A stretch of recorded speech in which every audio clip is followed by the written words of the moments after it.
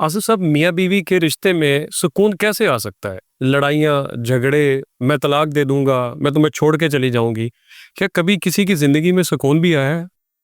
आ सकता है, लेकिन इसके लिए एक कीमत है जो चुकानी पड़ती है। हर चीज के लिए कुछ ना कुछ तो कीमत होती है ना। बिल्कुल ठीक। तो इसकी कीमत क्या है? इसकी कीमत मुफ्त में बेचनी पड़ेगी आपको अपनी, है ना। अना बेचनी पड़े? हाँ, जब दो लोग साथ में रहते हैं ना, तो वो दो फिजिकल बीइंग्स के साथ बहुत सारी चीजें हैं जो और भी रहती हैं। आपकी अना भी साथ रहती है, बिल्कुल साहब। आपका तहम्मुल भी साथ में रहता है, आपका प्यार, आपके अंदर की बगावत, वो पूरे का पूरा एक इंसान पैकेज होता है। बिल्कुल। तो जिन दो लोगों में ईगो बहुत ज्यादा होती है, वो जब साथ रहते हैं ना, तो एक इंसान की ईगो को शिकस्त होने में बाज़ औक़ात 20-20 साल लग जाते हैं। जब तक एक की ईगो हार नहीं जाती, वहां सुकून नहीं हो सकता उस घर के अंदर। लड़ेंगे, सही। मरेंगे, फिर सुलह करेंगे, और फिर उसी बात पे लड़ेंगे, वो ही हरकतें करेंगे, कभी ठीक नहीं होंगे। मेच्योरिटी भी फेल हो जाएगी, इल्म, तालीम, कुछ काम नहीं आएगा, क्योंकि ईगो जो है सब खा जाती है। अब ये समझें कि बहुत बड़ी ईगोज वाले जो लोग हैं, मैं उनकी बात कर रहा हूँ। ये खवातीन में भी हो सकती है ईगो, मर्दों में भी होती है। जी। और ये जब आपस में टकराती है तो प्यार होता है। और मर्द को पता है मैं इस औरत से प्यार करता हूँ, मैं इसे छोड़ नहीं सकता, मैं इसके बगैर रह नहीं सकता। औरत को भी पता है ये मुझसे प्यार करता है। ईगो, रह भी नहीं सकते एक दूसरे के बगैर, झुकना नहीं किसी ने भी। लेकिन झुकते नहीं। ये जो ना झुकना है ना आपका, ये आपको बर्बाद करता है। ये ईगो लड़ती है। अब एक दूसरे के मामले में ईगो को गवाया जा सकता है। एक किताब भी रिकमेंड करता हूँ, ज़ौज किताब का नाम है, बाबाजी इरफानुल हक की बुक है। जॉड। नेट पे भी हाँ मिल जाएगी। ये हर जोड़े को पढ़ लेनी चाहिए। सही। पढ़ें, उसके अंदर आपको पता चलेगा कि मियाँ बीवी का रिश्ता होता क्या है। बिल्कुल ठीक। बाबा जी लिखते हैं कि मैं, बुक में बाबा जी लिखते हैं, मैं अक्सर बाहर होता था तो मेरा दिल करता कि आज घर में ये चीज़ पकी हो। घर आऊँ तो देखा बेगम ने वही पकाई हुई, और मैं सड़क से गुजरा हूँ तो ऐसे ही मेरा दिल किया चलो समोसे ले जाता हूँ इसके लिए, दही भल्ले, सॉरी, दही भल्ले ले जाता हूँ। तो वो दही भल्ले लेकर घर पहुंचे तो बेगम कह रही है कि मेरा तो आज दही भल्ले खाने का बड़ा दिल कर रहा था। सोल्स मिली हुई, क्या बात है। Because they have lost their egos in front of each other. अच्छा, अब एक दूसरे के सामने अना जो है वो कैसे गवाई जा सकती है, दैट इज द पॉइंट। सबसे पहले ये तय करें कि आपने साथ रहना है, सही।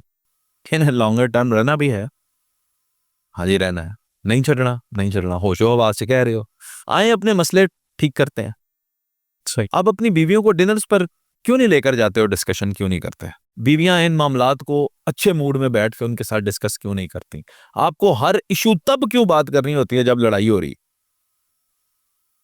यार, जब बिल्कुल अच्छा मूड है ना आप लोगों का, आप लोग बहुत अच्छे मूड में हो, उस लम्हे को एंजॉय करने के साथ साथ अपने कुछ मसले भी, हर वक्त जब अच्छा मूड हो, एक दो मसले डिस्कस करके सॉर्ट आउट कर लो। बहुत अच्छी टिप। वो अक्सर तो ऐसा ही होता है लड़ाई के दौरान, वो आपने ये भी नहीं किया, तुमने ये बाद में काम। नहीं आ रहा था। बिल्कुल। तो अपने मसले आपने क्या, वो जो मिसाइल है जैसे, वो सिर्फ लड़ाई के वक्त ही काम आते हैं ना, अमन के वक्त तो काम नहीं आते। हमने रखा हुआ गोरी मिसाइल, इंडिया वाले जरा सा इशारा करते हैं, हम कहते हैं आया जे, है जी। जी जी। तो ये गुस्से वाली बातें सिर्फ तब चलानी है।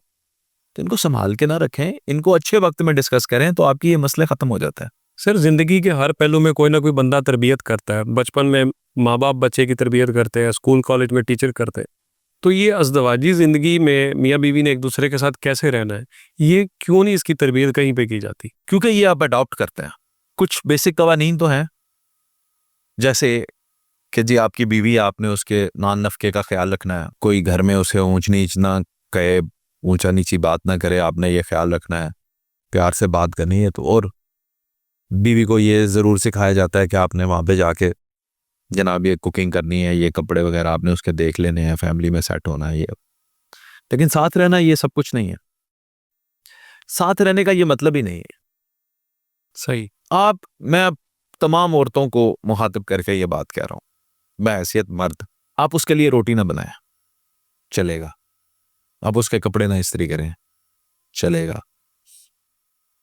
आप उसके लिए एक तिनका भी ना तोड़े, चलेगा। लेकिन कुछ चीजों का ख्याल कर लें। जब वो घर में आए, उसे अच्छे मूड में वेलकम करें। भाई सारा दिन आपको लगता है ना कि वो कुछ नहीं करके आया, फर्ज करें वाइट कॉलर जॉब है, ऑफिस में बैठता है, जी 10 सिक्योरिटी गार्ड हैं, उसको हाथ वाले पंखे से हवा देने वाले लोग हैं, वो बादशाह है वो। लेकिन जब घर आया ना, तो अपनी तरफ से वो काम करके आया। बिल्कुल सही। अगर आपकी लड़ाई भी हुई है तो आप अच्छे मूड में मिलें, वेलकम करें, बात करें, खाना पूछें। एक चीज। दूसरी चीज ये कि जब वो गुस्से में है, उस वक्त उसके बराबर में आके गुस्सा ना करें। बिल्कुल ठीक, उसके आग साथ भड़केगी हाँ, आवाज ना, मर्द की आवाज के बराबर आवाज नहीं होनी चाहिए। नहीं होनी चाहिए। कभी भी मर्द के साथ फिजिकली कोई ऐसे धिक्का दे देना या कोई ऐसा काम कर देना, वो मत आए, मत आए इस चीज के अंदर। ये कुछ चीजें आप देखें और उसके लिए ये बाकी काम ना करें जो रोजमर्रा के काम है, वो आपके साथ ठीक रहेगा। बिल्कुल सही। सबसे बड़ी यही। बदतमीज ही ना करें।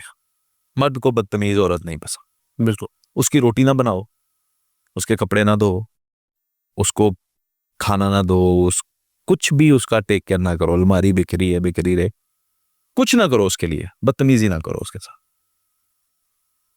वो आपके साथ ठीक रहेगा। वो कहेगा ठीक है, मैं तुम कपड़े नहीं धो के देती, मैं बाहर से धुलवा देता हूँ। तुम खाना नहीं बना के देती, मैं बाहर से खा लेता हूँ। बदतमीजी ना करो।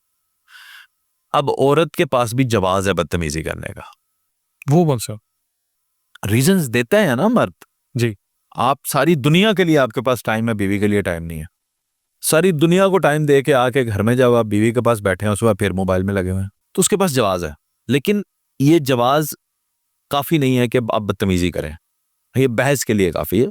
बिल्कुल सही। आप बातचीत कर सकते हैं, गिला शिकवा कर सकते। गिला शिकवा कर सकते हैं, लेकिन ये। और एक चीज याद रखें, दोनों, मोहब्बत छीन के लेने वाली चीज नहीं है। कोई फिजिकल चीज तो नहीं है ना कि इधर पड़ी आपने उठा ली, ये कब पड़ा है, ये माइक लगा आपने छीन लिया मुझसे। ये छीनी नहीं जा सकती। ये ये तो दिल के अंदर होती है। बिल्कुल। ये जीतनी पड़ती अपने रवैये से, ये आपको मिलेगी। सिर्फ एक दूसरे की फितरत को समझें, मामला ठीक हो जाता है।